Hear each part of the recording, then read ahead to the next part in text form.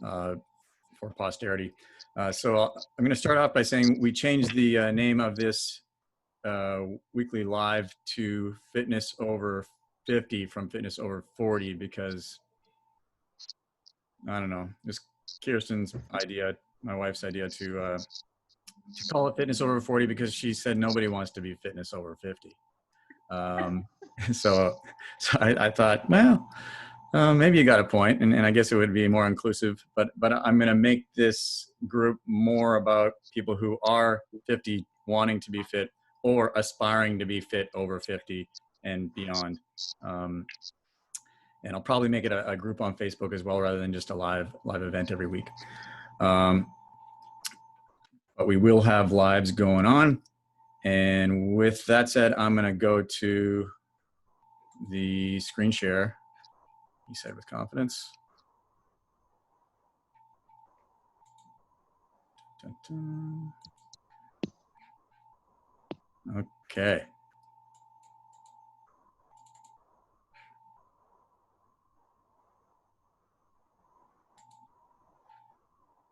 Can everybody see my screen with the slide? All right, cool.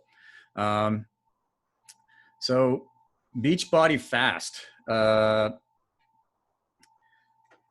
This is a topic that generally garners a lot of interest this time of year because it's warming up and we will actually be able to go to the beaches with physical distancing in place, of course. But I think we can go to the beach already. But it's spring, it's June. It is not particularly summer-like weather yet, but it's going to be. So this is something that is on people's minds. However, you might be thinking I'm going to give you some kind of radical diet tips and hardcore workout regime that's going to sculpt your body into some newly aesthetic, transformed being.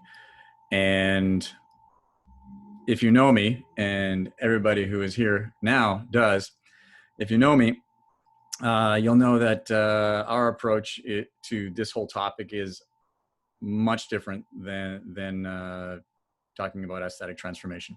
And that is by design.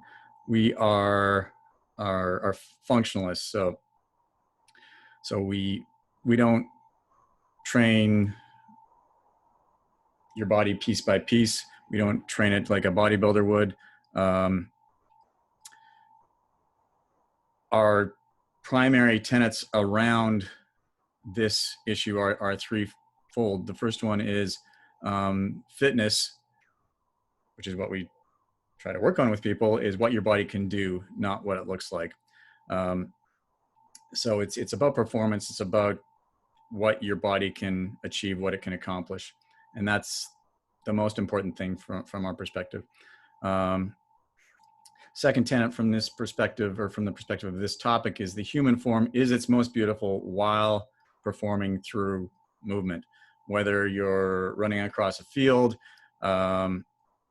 whether you're partaking in one of our classes, whether you're hiking through the woods, whether you're swimming, cycling, dancing is a wonderful way to express the human form's beauty through movement. All of these things are, in our minds, where the human form takes its most beautiful flight, if you will. And lastly, a wide variety of human forms exemplify beauty through movement. So there's no one standard. And that is really important to remember. Everybody can move well. Everybody can look beautiful moving well. And if you think about the most extreme versions of beauty through movement, they're not typically bodybuilder types or pageant bodies that you might see on a stage in a quote unquote fitness competition. Those competitions to me are the furthest thing possible from fitness. You're standing there in one position.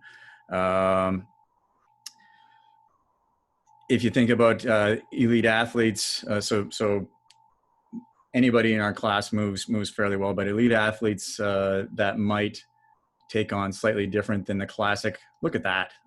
Elite athletes, speaking of which, take on something different than the classic bodybuilding form, for lack of a better term. Look at a lineman in football, or I used to know through my sport, track and field, a number of hammer throwers. These are just people in our classes who are obviously a wide variety of human forms, moving well, looking great, doing it, and just still photos. But when they're actually moving, it's even more fantastic to watch.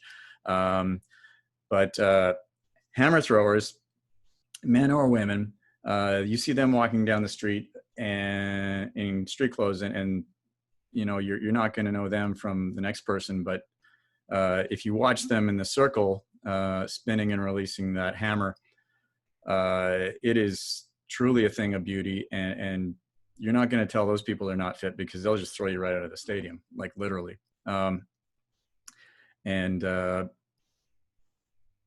There's just so many athletic types that I couldn't list them all, but they're all different. They don't all take on one classic shape, size, or form. So our perspective is, we lost the slide. There we go. Our perspective is, if you want a beach body fast, you already have a body. Just go to the beach. Boom. Seminar over. Any questions? I'm just kidding. So how do we train people here? You guys are all pretty aware of it, but maybe who's watching the recorded version won't be. So I'm going to talk a bit about that. We train people, obviously I've already talked about it, but we train people to work on their performance, which is just the ability to accomplish actions, tasks, or functions in your life, whatever they may be. We also want to help people live a long, healthy life free of any of the serious or debilitating illnesses or injuries that, as defined by that person, that would deter them from doing what they want to do the way they want to do it in their life. So we want to increase a long, healthy lifespan, or we want to increase health span, which is a newly coined term. And the methods with which we do that are by simply providing a training effect through a training stimulus, which would be a workout of some sort, followed by recovery. So if you look at performance variable X, you go into a workout and you're actually knocking that down a peg after the workout. We all know that we walk out of a workout not as strong, or we walk out tired, basically, and fatigued. We've got metabolites of energy production coursing through our veins. We've got myofibrils broken down, neurological fatigue, you name it, we beat the heck out of it in a workout, at least our workouts. And holding my hands like this. So this would be where you're at after the workout. You need to get back to here and super compensate. That super compensation is a training effect. And that's what we're aspiring to with our methods and systems. Now, those things that detract from health span are typically symptoms of chronic systemic inflammation. And so inflammation is a really big topic, but suffice it to say that it is what is responsible for all those symptoms that we would attribute to aging. So it's pretty relevant for this particular group. Training, or a training stimulus, so a workout, is actually a short-term inflammatory stimulus. But inflammation also encompasses all of the healing and your body's wanting to get back to normal and super compensation if the stimulus was enough. So that entire process encompasses inflammation. If you don't get recovered, if you don't get to that place where you're well again, that's where you run into a state of chronic systemic inflammation, and that can result from any kind of a damaging stimulus to your cells, including eating certain things in the food supply, environmental issues like pollution, stress from day-to-day life, stress from living in a pandemic. All of these things can be inflammation stimuli that we just can't get past.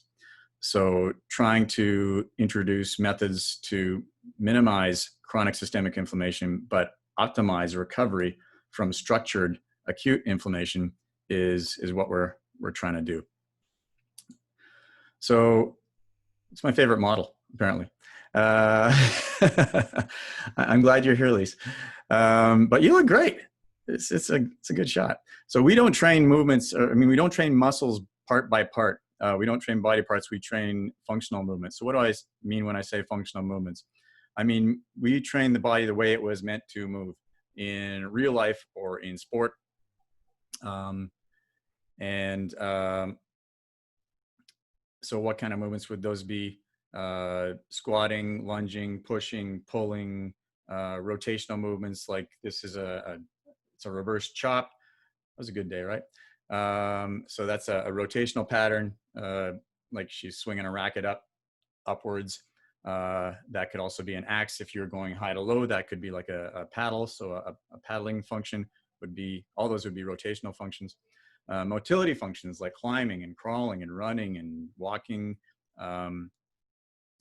All of those things that you guys that are here have experienced in our groups and private sessions. Those are the movements that we work on with people to improve their function either in everyday life or even perhaps in a sport. How do we do that? Typically, we're also really cognizant of time scarcity in the world that we live in. So creating workouts that involve some intensity for a work interval with incomplete recovery, repeated a couple of times or more than a couple of times, is a typical structure for how we train people. And that incomplete recovery shortens the span of the workout. So if you were just to go out for a continuous long run, which has its merits and benefits, you might get certain benefits, but that could take a while to get. You could get maybe some similar training benefits plus some others besides just cardiovascular fitness by doing an interval session, either with a strength movement pattern or a motility function movement pattern with incomplete recovery. So that type of training has been coined as HIIT, high intensity interval training. We like to call it progressive intensity interval training. So we call it PIT, which essentially means if you're not used in particular to doing higher intensity work, you want to start at a place where you're confident in doing so and safe and feeling safe in doing so. So whereas if you have been doing interval training for a while, you might be able to work at that 8 or 9 out of 10 for whatever given duration the work interval is. But when you first start, I might advise you to keep it down to a 6 or a 7, just to get a feel for the structure, to get a feel for working a little bit harder than a resting state, and then grow as your confidence grows with the intensity. So that in a nutshell is how we train people.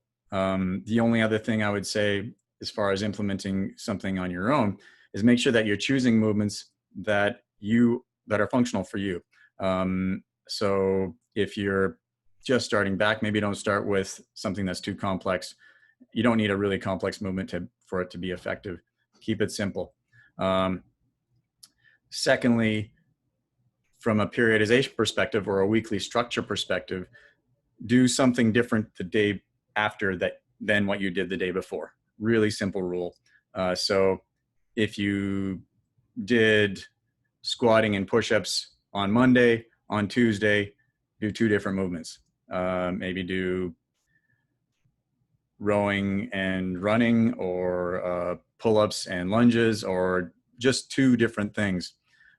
Even if you're still working upper limb and lower limb, again, we're not breaking things up by parts, we're breaking things up by movement pattern. And the neurology and recruitment that exists for a different movement pattern, even though it might be using the same part in general, is different. So that allows one movement stress to recover while you're stressing another one the subsequent day. So those are the rules of our training in a nutshell. Now you know all my secrets. You can go off and be trainers.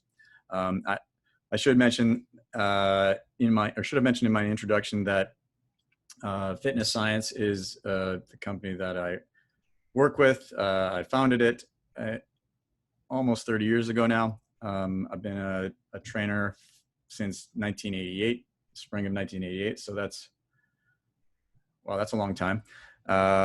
Met a lot of really cool people and worked with a really wide variety of folks from great grandparents to, teenage, young up and coming athletes, and super fun job. Moving on. So talked about optimal recovery. So that would be everything outside of the training stimulus. How you address that as a person. With our private clients, we obviously have an easier opportunity to do this. But forums like this allow us to throw tidbits of guidance and information out to larger groups as well. But basically, it's everything ranging from your nutrition to your hydration to your sleep to supplementation. All those things we try to individualize and optimize for personal training clients, and give general tips that would be useful for everybody for other forums like this. So basically, it's an integrated approach, allows you to gain confidence in how you move, gain confidence in yourself in general, improve your brain chemistry, which I need a lot of, and just gain the perspective and feel better about being in any environment, no matter what form your body takes. You should be confident to go anywhere you want with it. And that's the overriding message that I want to pass along today.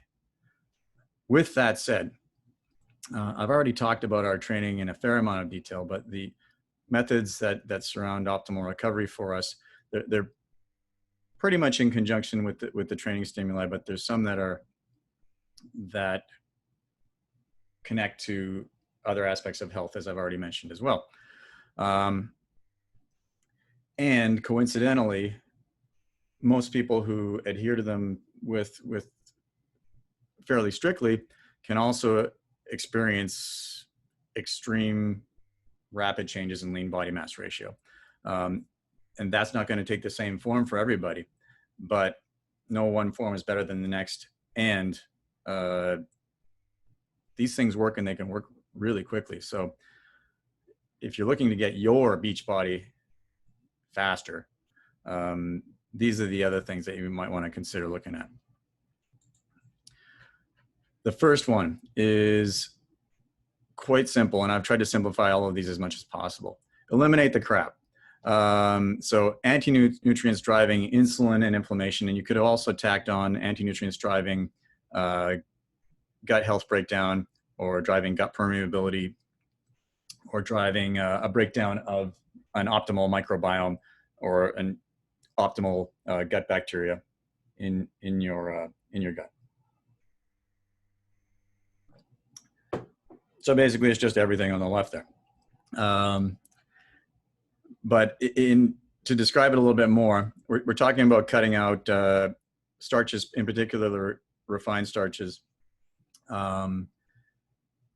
which would include white potatoes, grains, cereals, pastas, breads, for the most part.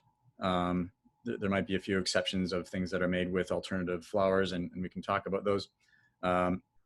But generally, in the standard American diet, acronym SAD, and quite appropriately so, most of the carbs that exist readily available for intake are in this category, or most of the starches that exist, I should say. Dairy is not necessarily the best food supply item to include in your diet for a number of reasons, but from the perspective of metabolics and driving insulin, dairy, in particular low-fat dairy, has a really high insulinemic index. So it drives insulin almost at the same rate as white flour. So from that perspective alone, it's not a bad idea to avoid. If you're going to include dairy in your intake, I'd highly recommend also being cognizant of the type of casein that you're taking into your body. So you want to try to aim towards casein A2 as opposed to casein A1. Most cow dairy in North America is from the Holstein breed of cattle, which 2,000 years ago experienced a mutation that caused the casein A2 to convert or become casein A1. Casein A1 is a fairly inflammatory protein. So from the perspective of gut health and reducing inflammation, a small amount of goat dairy daily is not tragic. And from the perspective of driving insulin, both dairy and starches are what drive insulin the most.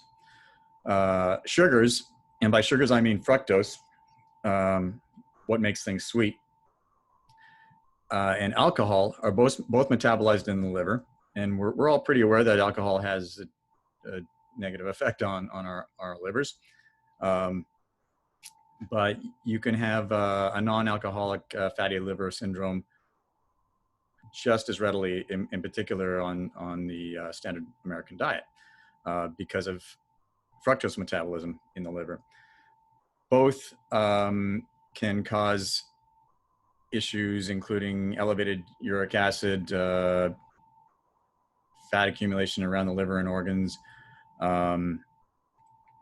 But more than that, from getting back to the insulin side of things, the metabolism of fructose or ethanol in your liver increases insulin resistance. So insulin resistance is the ability of your cells to see the insulin that your pancreas is producing.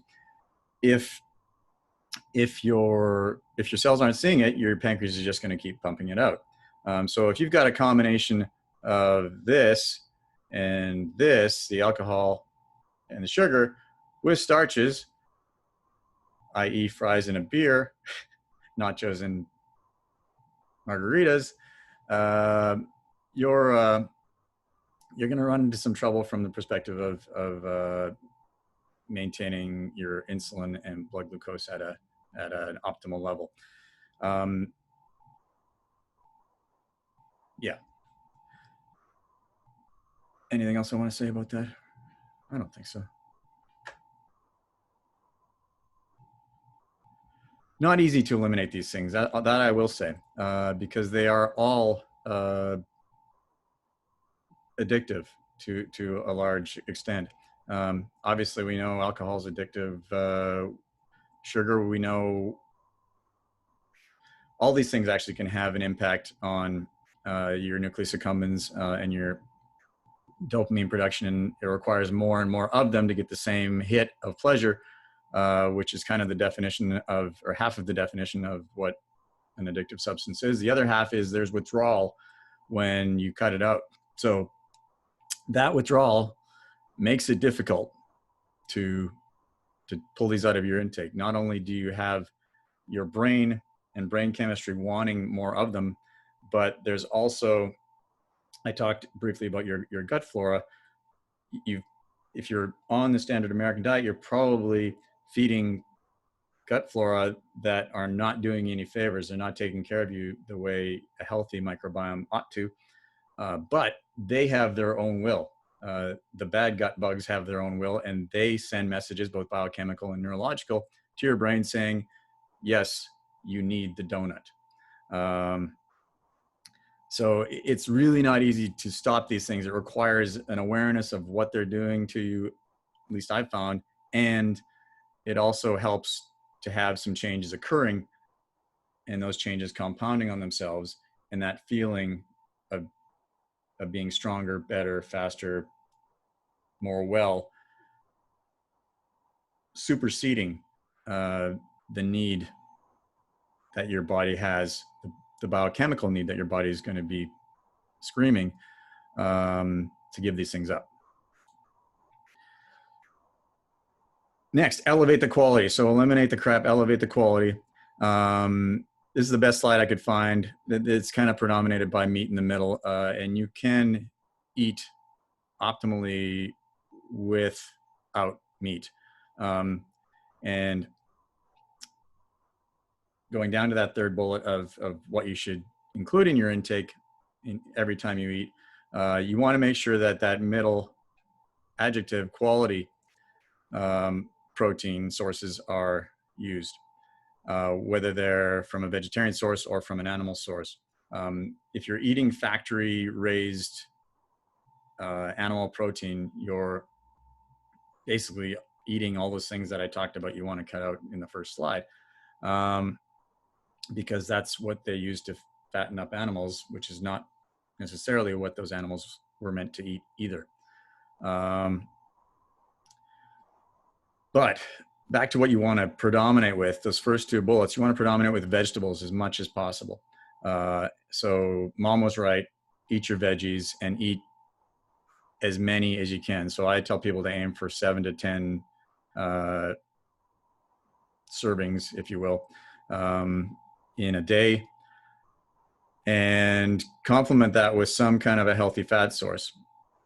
So a healthy fat would include any fats that aren't chemically rendered, so through hexane extraction or other chemical means. You also want to try to avoid omega-6 fats, so fats that are derived from grains or corn or soy, and try to aim for cold press rendered fats, and whole food fat sources are also probably the best way to get your healthy fats. So that would include fruits like olives and avocados, raw nuts and seeds. In particular, flax seeds and hemp seeds are really quite well tolerated by your gut.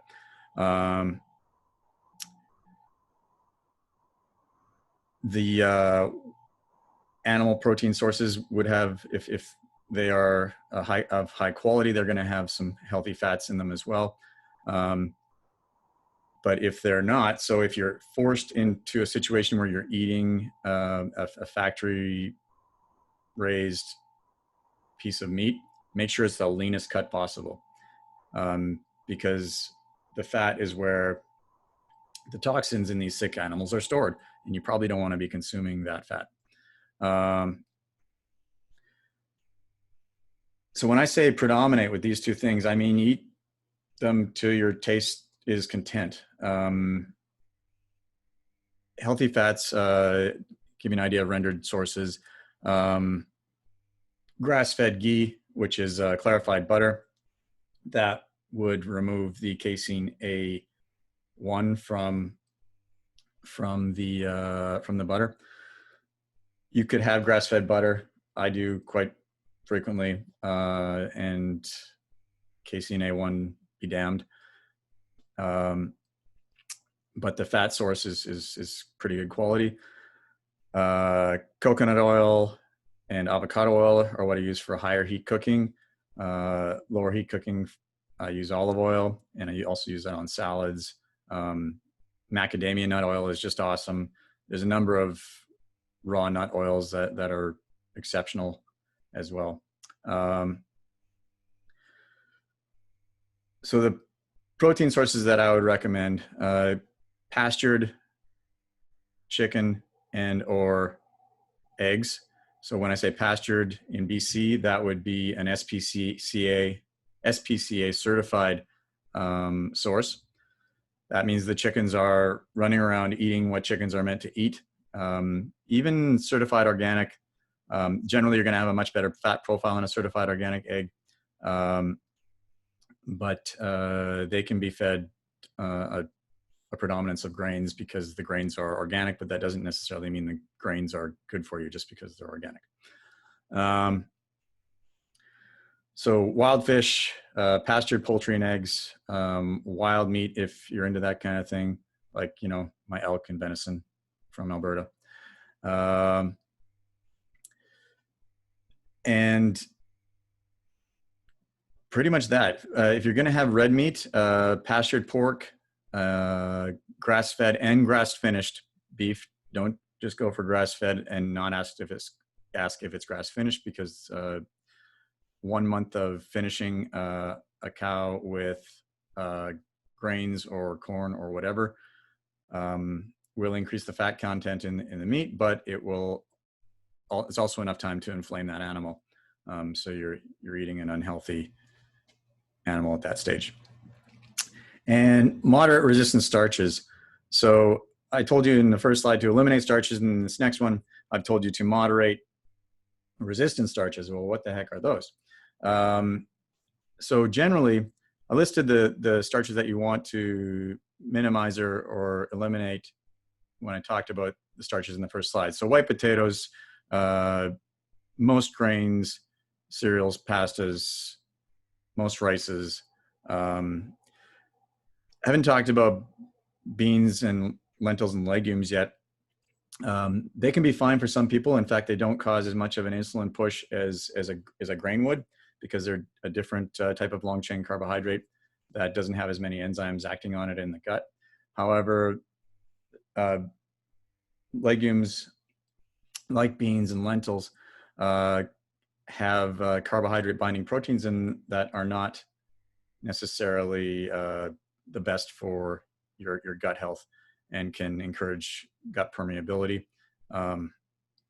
and leaking of lipopolysaccharides, and basically that increased gut permeability we don't want. We want our gut barrier to be strong so it can keep out anti-nutrients. But if it's being broken down by whole grains, can be a pretty good culprit of this, or beans or lentils that aren't pressure cooked. So that's the caveat. If you pressure cook your beans, or you can actually buy them pre-pressure cooked in a can, I have yet to find a really ethical producer of that, but Instant Pot has saved my life with respect to beans and chili, because I love my chili, and was not doing so well on it until I got my Instant Pot. I don't make anything from Instant Pot. When I say moderate, for the protein sources, if you're going with animal protein, you're probably looking at around a palm size, and that's going to be relatively enough for you for the most part. 0.5 of a cup would kind of be the bottom end of the spectrum, and that's cooked for resistant starches. I still haven't told you what they all are yet. But you could go right up to a cup if, or even a cup and a half if you're an endurance athlete in any given meal. So what would that include? It would include specific grains like sorghum or millet. A small amount of white basmati rice is pretty low in anti-nutrients. All of those things will still push insulin, but less so. What a resistant starch does, it also feeds your good gut bugs while nourishing you. Other resistant starch sources would include any tubers, so rutabagas, yams, sweet potatoes, jicama. There's quite a wide variety. And any flours made from either nuts or any of those tuber sources would also be acceptable to add to a meal in moderation. You can actually get noodles, that are made from konjac, and there's also noodles that are made from sweet potato, and they taste pretty good. In fact, in my opinion, they taste better than those made from wheat. I may be biased. So that's what to eat. Hydration is crucial. high frequency and volume on a daily basis is really important.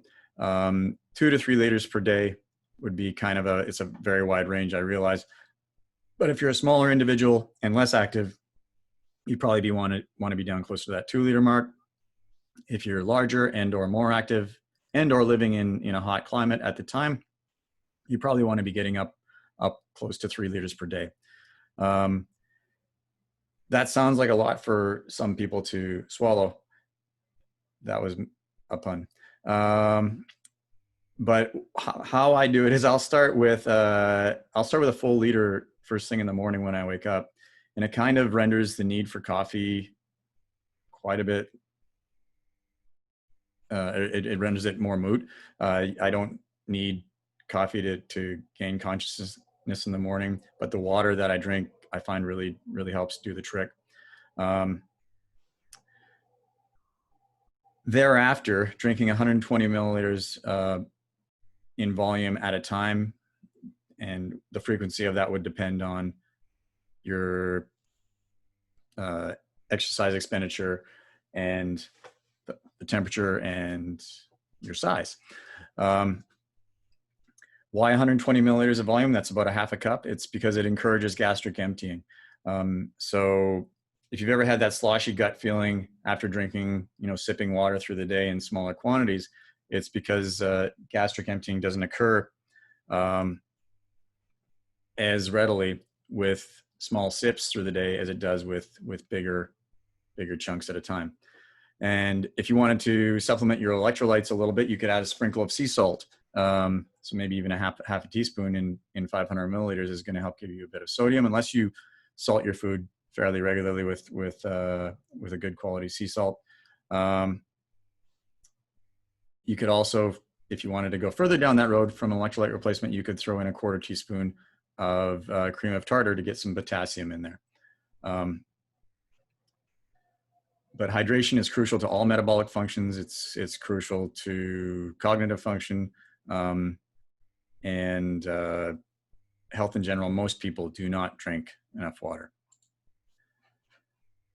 Timing of eating is as important, maybe, as what you eat and what you don't eat. Actually, if I had to rank them, I would say what you don't eat is most important. Timing is second most important, and what you eat is third most important. That said, if you don't eat certain things, you're going to have to eat other things because you got to eat something. Anyway, this is a pretty big issue these days. The concept of intermittent fasting is a term that I've played with a lot personally. I'm not actually wild about that structuring of it. I think to get into a true fasted state where you're actually going to experience some cellular renewal through autophagy, which is a process that helps clean out cytoplasmic gunk, for lack of a better term. It cleans out the dead wood. And to get into a fasted state, to encourage that, needs to happen for quite a bit longer than what you would use in a intermittent fasting situation, unless you're going into caloric restriction. So what I'm talking about here is stopping eating 3 to 4 hours before bed, and then starting again at breakfast, and starting with an early breakfast as well. For people who are in our age bracket, fitness over 50, I've found this structure works the best, rather than pushing your breakfast out till like whatever 2 p.m. And then eating the predominance of your intake in the day later on. And then there's a few mechanisms that we're aware of now as to why that doesn't work so well. In particular, as we get older, our insulin sensitivity, so our ability to produce that insulin that we want to produce when there's glucose there for it to act on, is greatest in the early morning hours. So you can metabolize, you can manage a much larger meal in the early morning from a metabolic perspective And later on in the day, our insulin sensitivity is worse. Our insulin resistance goes up just the same way as it does when we metabolize fructose or alcohol. One mechanism of that we've become aware of is in your pancreas, there are receptors for melatonin. So melatonin is our sleep hormone that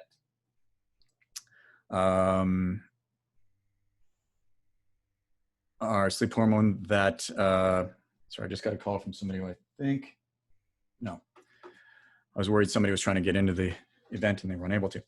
Melatonin is our sleep hormone, and if things are working well, it comes upon us in the early morning, pardon me, the evening hours, not the early morning hours. Cortisol turns on in the morning hours. Cortisol is our awake hormone, conversely, also a stress hormone. And the receptors in the pancreas, in the islets of Langerhorn, if melatonin gets there into those receptors, it actually blocks the production of insulin. So our ability to manage glucose, therefore, in the evening hours is much worse than it is in the morning. So the concept of breakfast like a queen, lunch like a princess, dinner like a pauper, yeah, it still holds in my mind anyway. So trying to front end load caloric intake, I think, is still a really good idea. Further to that, we still know that eating a large or a breakfast, at least some breakfast earlier in the day, has all kinds of benefits metabolically, helps release free fatty acids into your bloodstream to be burned. So I would put the caveat there that if you're working out first thing in the morning before you eat, then do that first. Maybe don't eat a breakfast of any substance before that, especially if it's an intense workout. But right after that, get the breakfast in.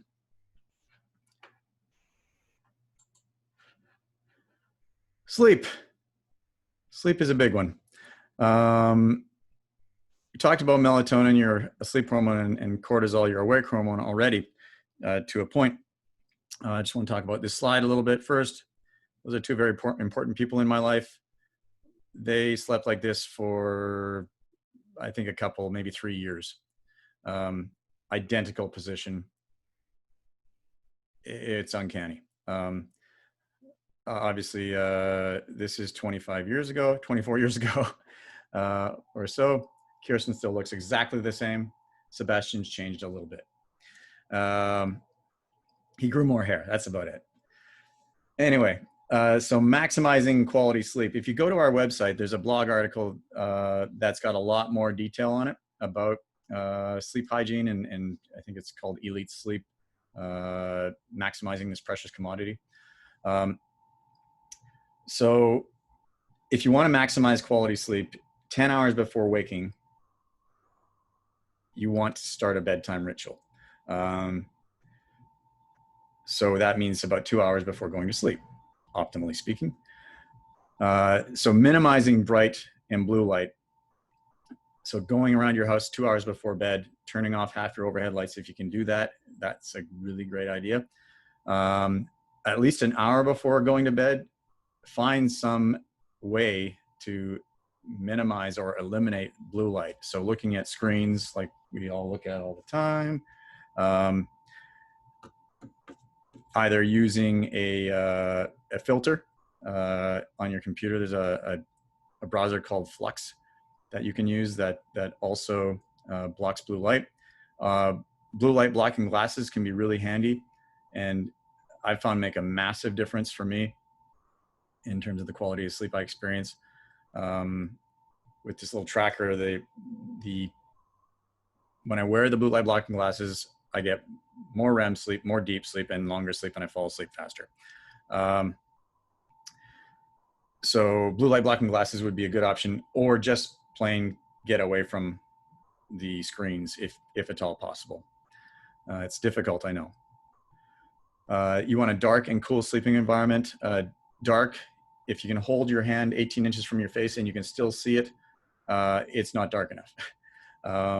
So try to get blackout blinds if if you can, or really good curtains work well. Cool. Most people require a lowering of their core temperature to fall asleep or to fall in deep sleep, which is one of the first phases of sleep, or the earlier part of a night's sleep. And that temperature, even though it's cooler than normal for most, it's not the same for everybody. So that can be problematic for couples. There are solutions, like you can get gel pads for one side of the bed, and you can just boot your spouse out like my wife did. But all of these things work. But try to find that optimal temperature for yourself. Typically it might be cooler than what you're currently experiencing. Can't stress this last bullet enough on bedtime ritual. Do not sedate with alcohol. The sedation that you're experiencing from ethanol, which is a sedative, is not the same as a sleep state. It is a state of unconsciousness, but it's not sleep. And you realize that when you wake up at 2 a.m. sober. Other things you can do to set yourself up for success on the sleep front. One is maximize bright light outside in the morning. So before noon, try to get out there. And I know we have some dog walkers in the audience right here. Yeah. So that is happening without choice. And but it's a really important thing. If you're turning on that cortisol in the morning hours with the bright sunlight, so 10,000 lux, you're going to get that even on a cloudy day in Vancouver. Even though we live in Vampireville, you're still going to get enough bright light. This is the last content slide, so I know some of you got to take off, but the last thing is stop caffeine intake early. And to go back to the maximizing morning bright light, we know that actually also lends itself to cortisol diminishing and melatonin being produced more readily in the evening hours when you want that to be happening, in addition to getting away from the light sources later in the day. Stop caffeine intake early. So caffeine has a quarter life of 12 hours. So that means if you have a cup of coffee right up until noon, 12 hours later, so at midnight, you still have a quarter cup worth of caffeine in your system. So that's not going to help anything. It's a stimulant, but it also it turns on your adrenals and can cause cortisol to linger longer than you want it to. So stopping caffeine as early as you can swing it is another good strategy for success in the bedroom, for sleep, that is. That is all of it. And you all know where to find us. But if you're watching this on the recording and you have any questions, you can either leave them in the comments below, or you can contact us directly, info@fitnessscience.ca. You can call our 800 number if you're from out of town, anywhere in North America, for free. Or if you're local, you can call us at that office number there. Don't just stop by the address, because it's by appointment only. And not everybody gets in. You got to be special. Are there any questions that anybody wants to pipe up for, unmute for, wake up for? You just mentioned something about white basmati rice. Yeah. Brown basmati rice the same as white, or? No, it's not. Typically, more fibrous whole grains are going to have higher content of those carbohydrate binding proteins, which could be damaging to gut lining. So if you're going to eat grains that don't have a hull, a germ, like sorghum or millet, don't have either, or grains that are stripped of that.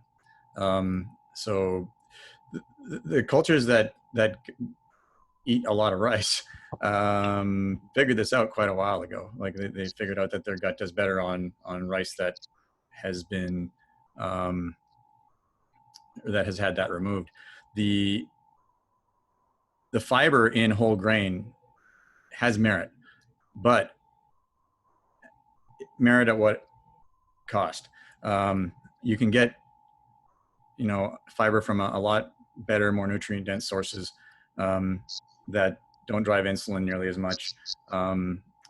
So the tubers, vegetables, and those things are prebiotics. So not only do they not damage gut lining, they also can promote healthy microbiome. So white basmati rice there are lectins or carbohydrate binding proteins in that, but it's among the lowest grains, and sorghum and millet have zero. So if you're going to have some kind of grain, I would select from those three options. Okay. Yeah. Did not know that. I'm sorry. And Jason, so we should still try to avoid nightshades? I'm not sure if you mentioned that. I didn't mention nightshades. Some people are okay with them, some people are not. And if you don't do well on squash family, nightshade family, then avoid or pressure cook, or prepare. So this is getting into the same gut health issue. So the predominance of those proteins exist in the skin and the seeds. So with most squashes, we eat the pulp, right? And it's pretty low in the pulp.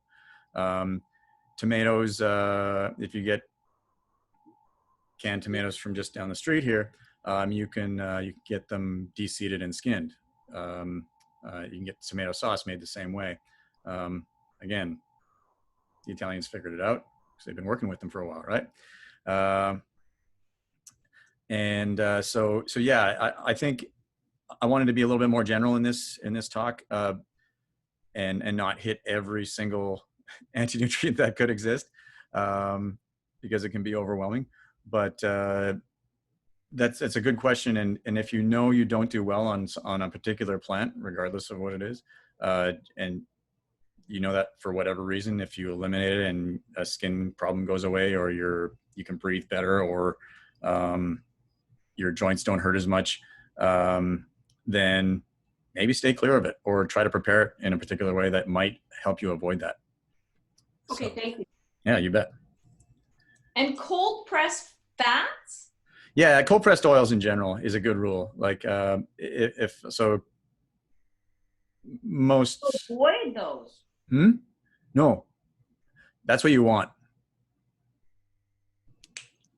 Okay. Yep, you don't want the hexane extracted oils, and I mean most of the large volume produced oils are in the category of try to avoid. The ones I listed are pretty good go-tos. So olive, avocado, coconut, clarified ghee, grass-fed butter if you're not that fussy about the casein. Okay. But yeah, those are my big ones. I mean, I use avocado oil like it's candy.